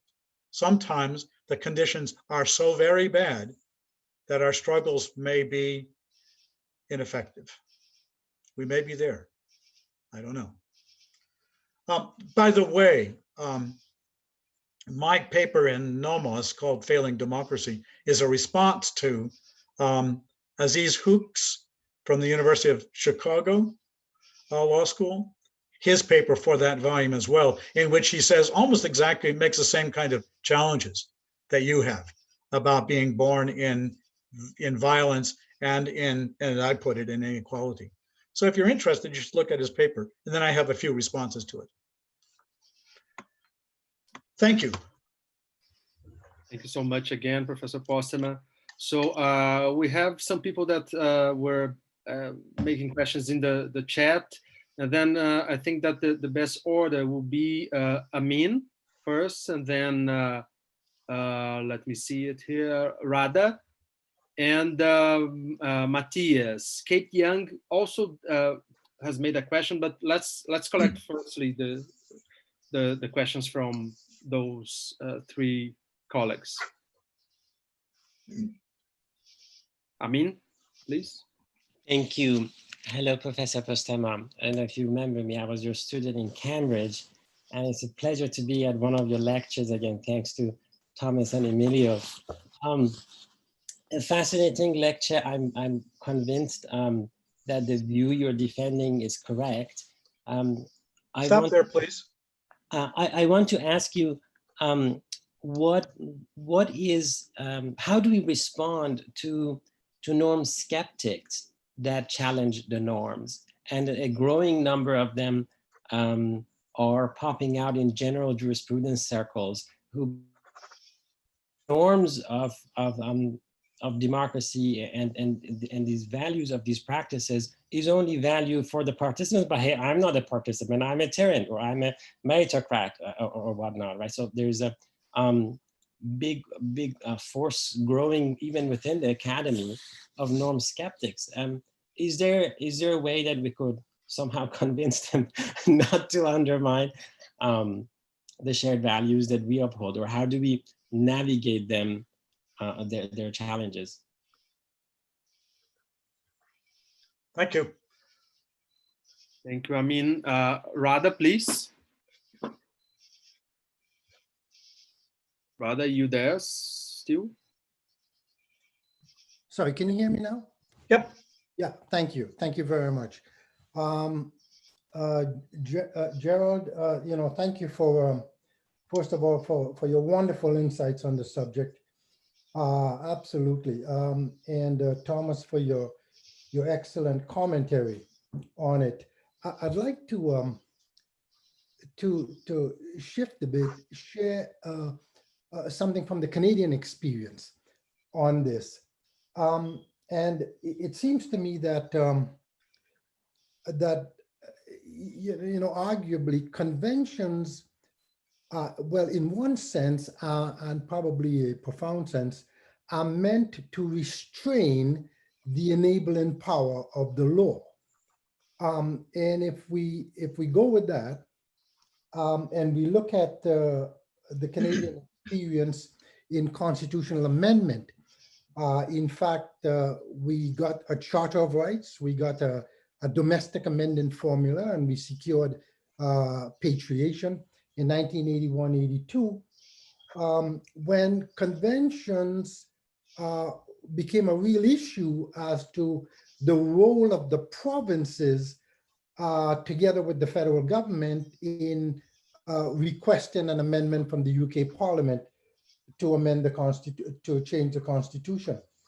And at that time, the Supreme Court of Canada took on the task of pronouncing, in an advisory opinion, in the patriation reference, pronouncing on conventions. This was an unprecedented moment for the court, but it did.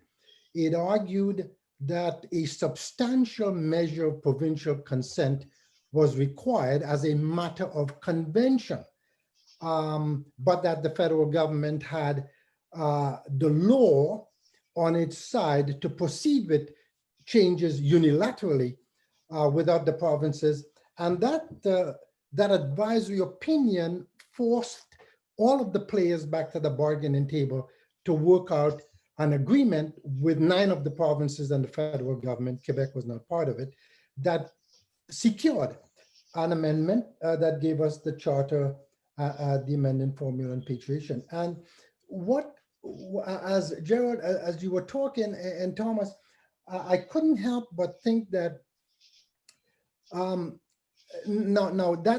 case has been much debated, the role of conventions and the pronouncement of the court, but it was an advisory opinion, which technically is non-binding, but has the force of precedent.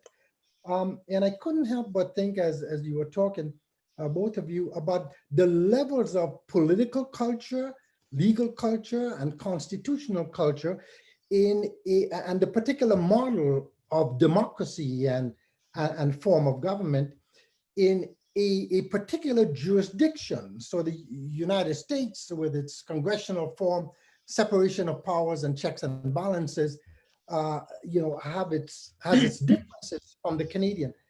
And I thought I would just share that so that Gerald, you're really wonderful analysis may be subject to degrees of application in different jurisdictions. And I thought I just wanted to share that.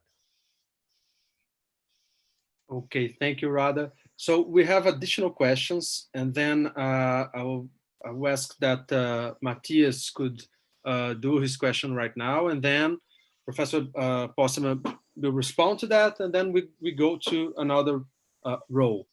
Please, Matthias. Thank you very much. My question is about the relationship between these constitutional norms and norm communities. Clearly, your account assumes that these constitutional norms belong to norm communities. It's an existence conditions for them. They must be practiced by a norm community. But I wonder what we can assume the norm community to be in a democracy for these norms. I see three options. One of them is that the norm community is the democratic polity itself. Actually, on page 12, you make a reference that suggests something like this. But as a matter of political sociological facts, that sounds unrealistic. So there are a lot of people who are politically inactive. They don't even know about these norms, so they cannot really practice them. They cannot be part of the process of creating and sustaining them. The second option is that these norms are created by the norm community is a group of empowered insiders with a combination of formal and informal power, elected and appointed officials, media representatives, professional political activists, academics. If we say that they are the ones who are the norm community and they are creating informal norms for the whole democratic polity, then we have a difficult legitimacy question on our hand. And there's a third opportunity, which I think is the most realistic in terms of political sociology, that these informal norms are created in different settings by different groups of people. They are created in different sociological settings in a democratic community. And then the trouble, of course, is that we have endemic uncertainty, which informal norms can actually be attributed to the whole political community, can be taken as constitutional norms. So see my problem that as a matter of legal theory, I'm with you all the way. But as a matter of political philosophy, this conceptual dynamic can be a bit problematic. Thank you. Wow, thank you very much. All three really interesting questions. Let me start in the reverse order. This is a short paper on a too large topic. You are just right, Matthias, that I skated over some very important distinctions that have to be made with respect to the relevant norm communities. I felt that especially today when I was looking over the paper, I had exactly your worry in mind. So let me just say 2 or 3 things. You're quite right that when it comes to, let's just talk about those norms, say the norms that constrain presidential activity in the United States, okay? Or norms within the legislative branch. Again, another one. For the most part, the primary norm community, maybe that's what we should say, the primary norm community is going to be those in the immediate interaction with the executive branch.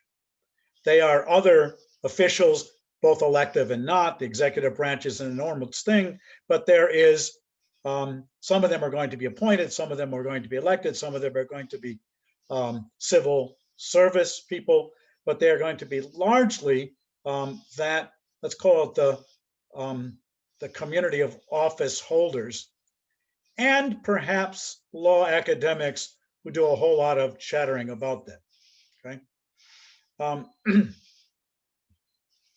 That's going to be the primary community, but there is a secondary community that comes to learn about that activity, and in my view, has something important to say about it, or an important responsibility with respect to it. And the next level there will be those elements of the, what we call the secondary community, which include, to a large extent, the media and those connected with the media, but also, it seems to me, other key organizations and associations in civil society. So I think of universities, for example, not just law faculties that are constitutional lawyers, but universities more generally.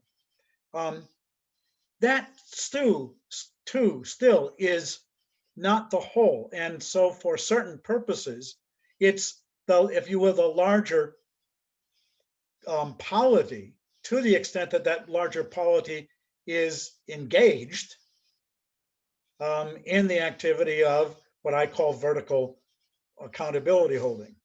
Now, it's going to be episodic and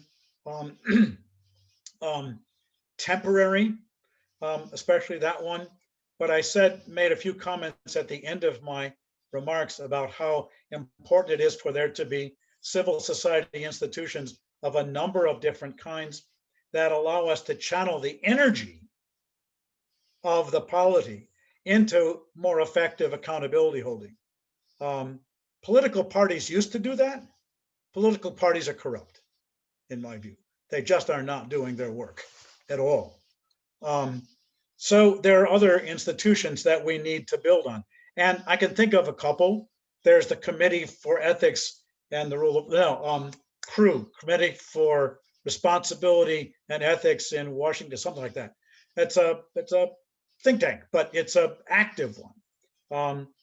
ACLU perhaps. There are organizations of various kinds that will enable us. We need to build those institutions, but there are, you might call them, different levels of engagement in the activity. And in order to speak adequately about the norm community, I would have to do something along those lines to differentiate the levels of engagement available. I don't think then there may well be, indeed, and I can't imagine there wouldn't be, different broad communities. And so the possibility of there being conflicting norms. I don't see how you could rule that out. That's part of the democratic process. We got people involved and they're going to be involved in different ways with different norms, and we work them out, right? I wish I could say more about that, but yeah, your question is just right. Okay, with Rhonda, thank you so much for that question. while I completely agree that the way in which the general claims I'm making play out in various jurisdictions, legal systems, and political cultures will have to vary. I mean, the key claim I want to make is that constitutional conventions are important across democracies. Which constitutional conventions and just what role they play will vary tremendously depending on, one, the formal constitutional structures and the institutions that have been built, that have built around them, and the nature of the political community more generally. It's going to be a big difference, for example, between the activity, I should have thought, the constitutional conventions in the United States or France or Canada, and those in Poland and Hungary. And different again in some interesting ways, Germany, right? Just to take now North American and European, and that would vary again very much. My hope is that the general claims I make are true enough such that the variations in formal constitutions, or in the British case, their unwritten constitution, and the differences in political culture can nevertheless be accommodated within the general framework, recognizing that what those conventions are, what those norms are, will vary in content. I still think that the general analysis, I would hope that the general analysis of conventions as what I call items in a normative practice or in complex normative practices, that general analysis will be helpful in understanding the differences in these different political communities and jurisdictions. So again, just right question. I hope that, you know, the book that you can write on this one could include all those elements, all right? Amin, good to see you again. It's been too long. I wish I were back in Cambridge. Although I don't know, they're probably having problems there as well, right? Norm skeptics. I can think of two kinds of norm skeptics here. There must be more. One is skeptics about norms. That is, skeptics about social rules, what Hart would call social rules, and that I've tried to expand and elaborate and turn away from him in various ways. There are skeptics about those things. Those are either they don't exist, or they're paper, or they're wishful thinking. They're skeptics about the very character of social norms in general. And then why use them as a kind of necessary moving part in our understanding of democracy? They just don't have any kind of, they have no heft, no weight, no load-bearing capacity. To them, I just have to go argue about the existence of norms all over the place. And I think that case can be made. The more serious challenge, I think, was in your question, and that is those who are skeptical of the norms that are seen to serve democratic constitutional structures. And they're saying, I don't give anything. I'm trying to be careful here. I'm being recorded. I don't give anything for that democracy stuff. You know, I'm just not one of those democracies faddists. All right. At that point, what we need to do is get away from talk about norms and even about particular constitutions, and really talk about why democracy is important. I think one important worry, one important problem that at least the United States has, and I think other liberal democracies, is that democracy has been, people in those democracies have been sold a bill of goods. They think that democracies are things that you judge by what they can produce for us.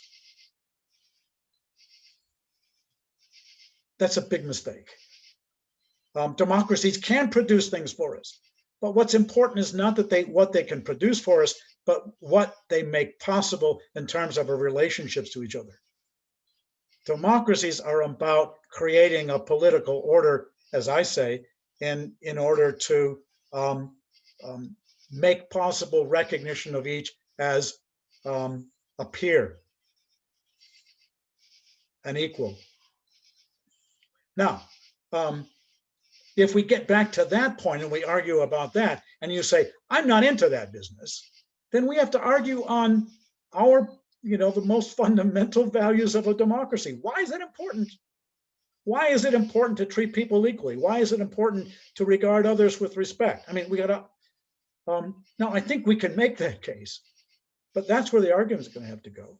And, quite frankly, democracies are imperfect, not only because they produce, they are in what Rawls calls imperfect procedural justice, not because they're not always good about it, but because we dispute, sometimes quite fundamentally, about what democracies amount to, why they're valuable.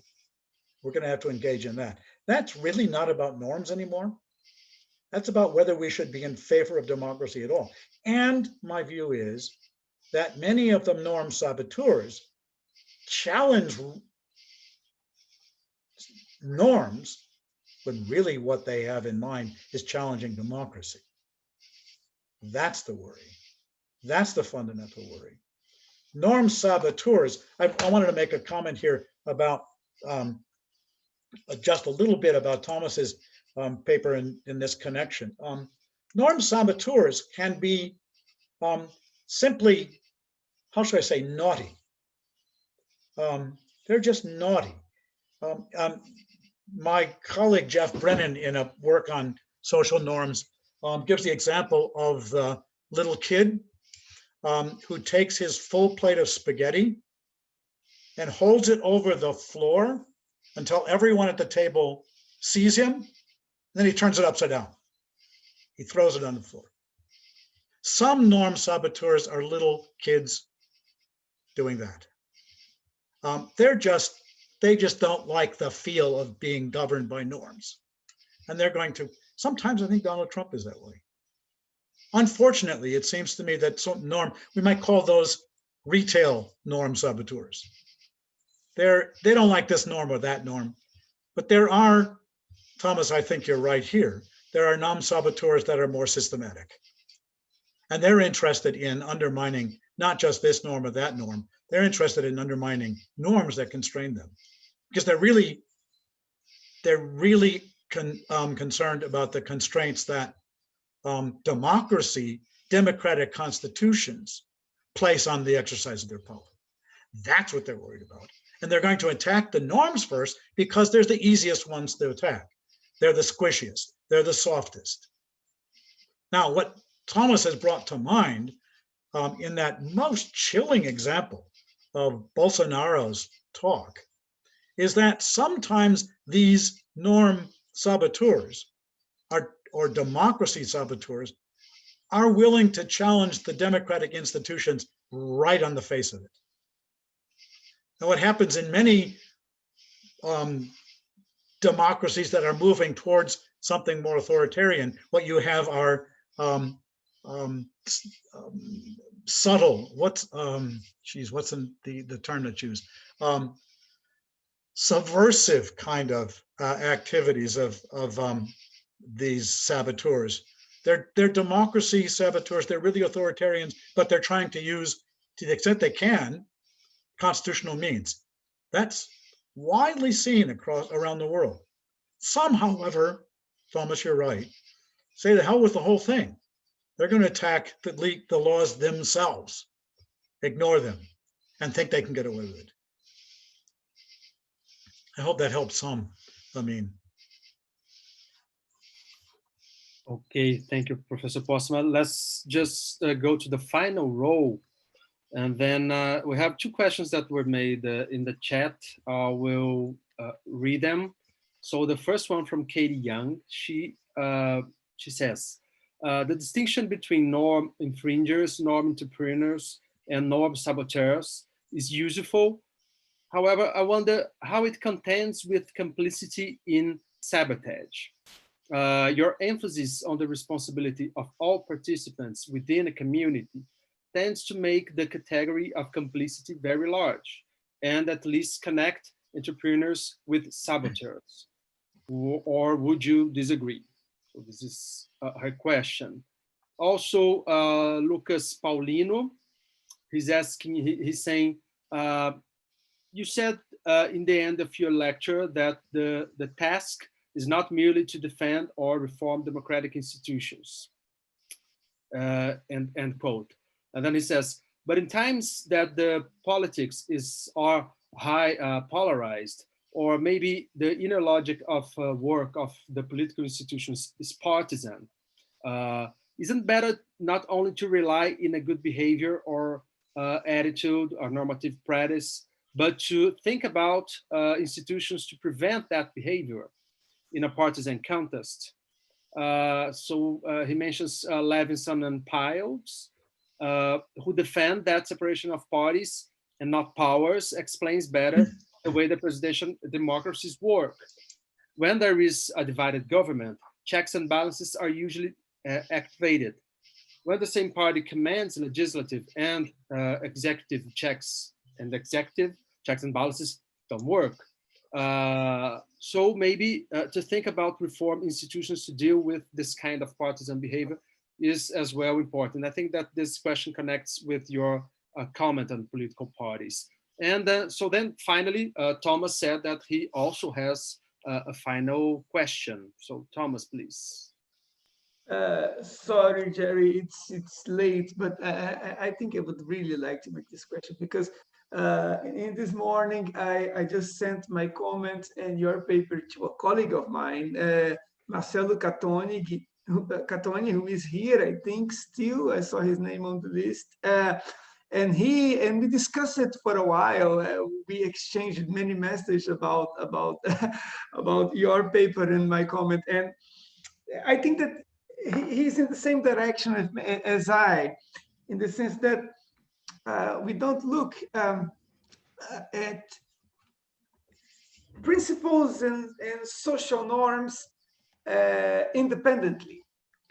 We believe that there is an inferential connection between them, and perhaps you emphasize it more in the paper and in my comment than in the responses here. But I think that we should keep in mind that one of the ways to violate a principle is to violate specific norms. There is this dialectics between the concrete and the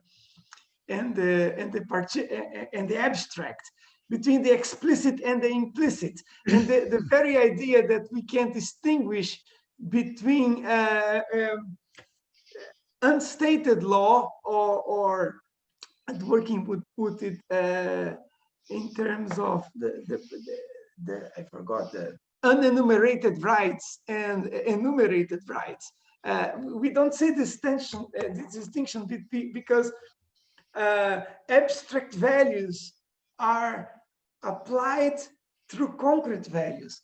General norms are applied through specific norms, and specific norms are interpreted in the way that they instantiate very abstract norms. So perhaps, and this is why I think that there are inferential relations between them. And I think that moral saboteurs, they are not sabotaging conventions and specific norms. They want the whole cake. And I think that they are just beginning with the easiest part, as you mentioned in the previous answer. Thank you very much, and that's it. Yeah, thank you, Thomas. I noticed that at several points in your comments, and my response is this: I think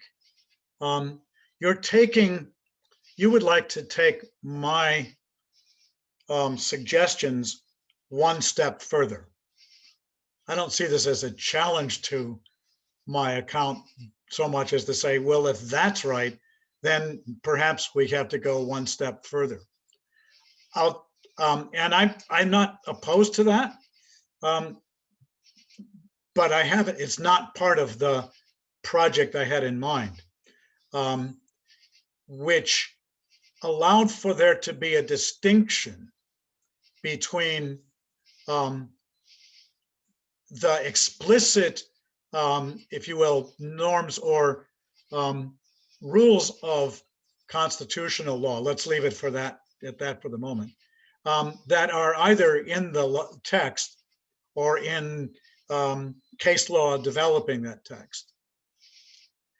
And what's sometimes called, said to be part of the unwritten Constitution, at least by American constitutional scholars, which is sometimes referred to as the historical gloss, where the gloss is thought to be that element of historical practice that is relied on to determine the meaning of constitutional elements or doctrines. All right.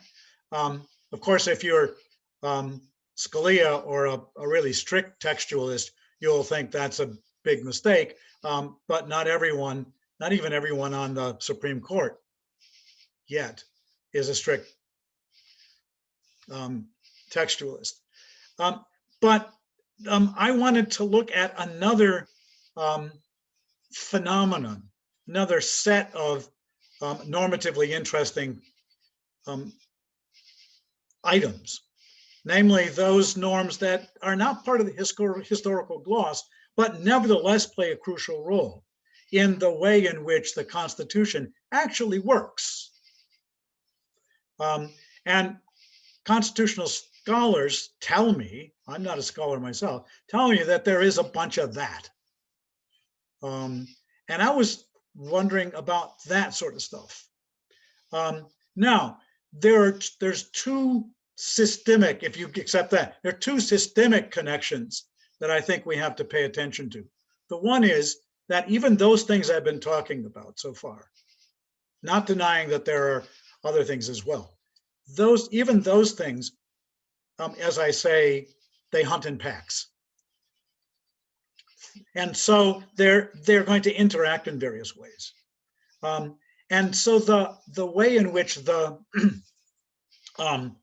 those norms interact are also going to be influenced by the kind of relationship they have to the other material, the formal doctrines, the text, and the like, and the institutions that are brought into being and governed by that text. There's inevitably an interaction there. Part of it is structural.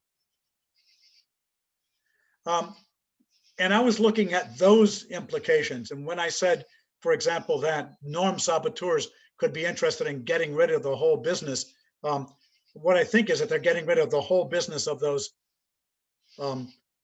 non-gloss norms and conventions, which will have a systemic effect, no doubt.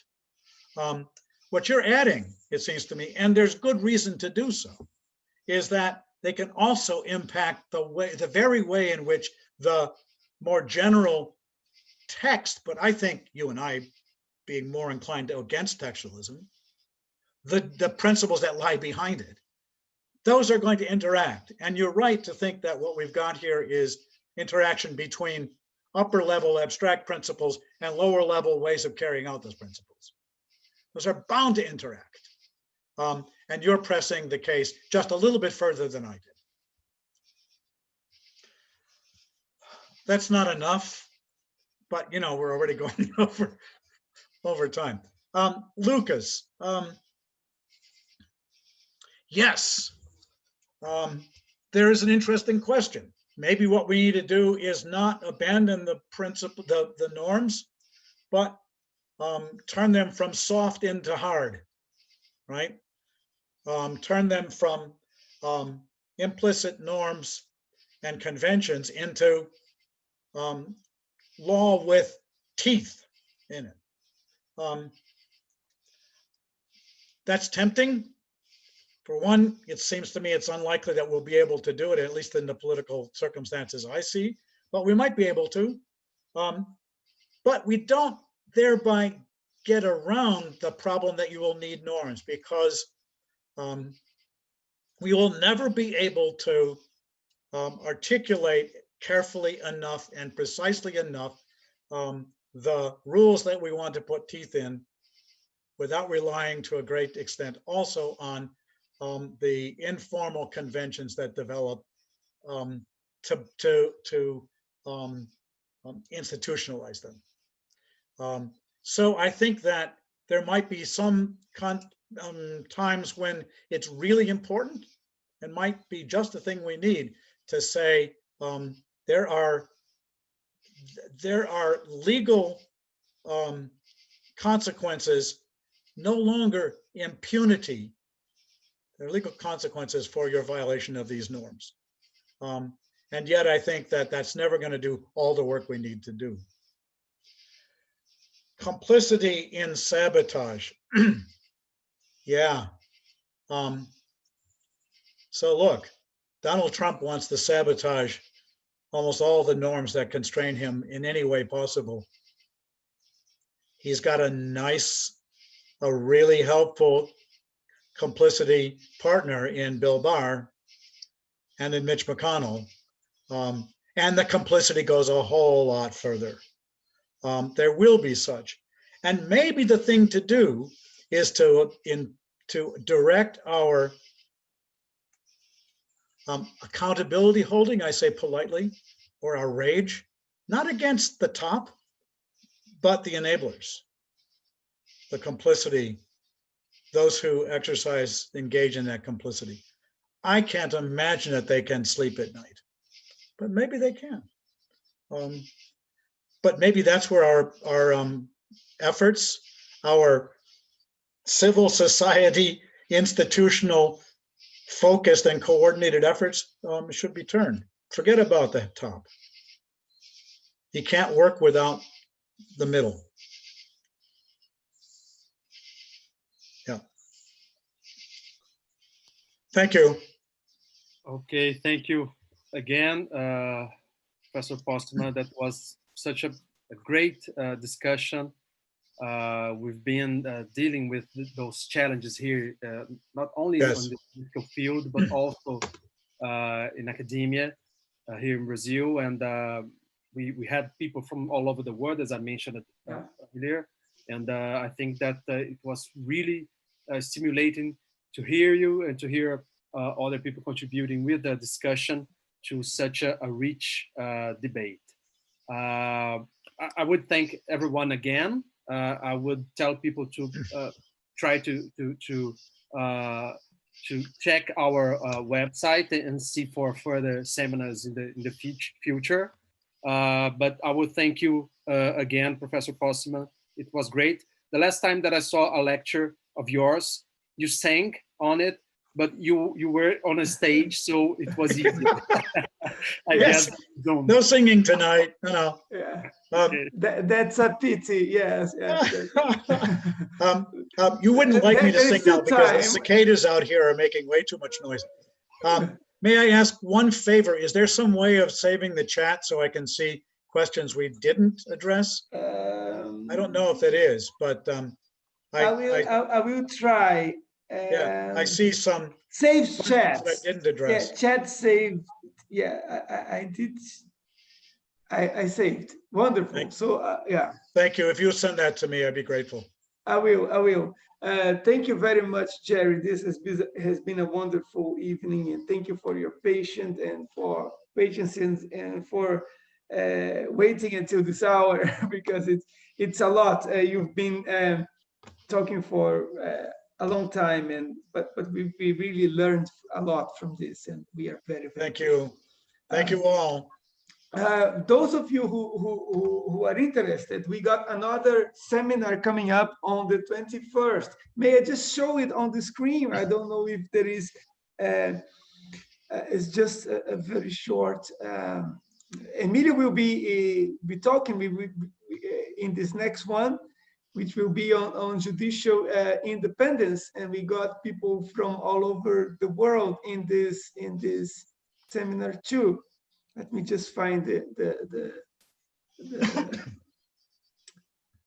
yes, folder. Yes, we'll have Professor Wojciech Sadurski from Poland, Professor Renata Uitz from Hungary, and Professor Kim-Lane Chappelle from Princeton in the US. So I guess it will be really good too. Yeah, it's a very. I can show you now. I got the screen here. Oh, hold on.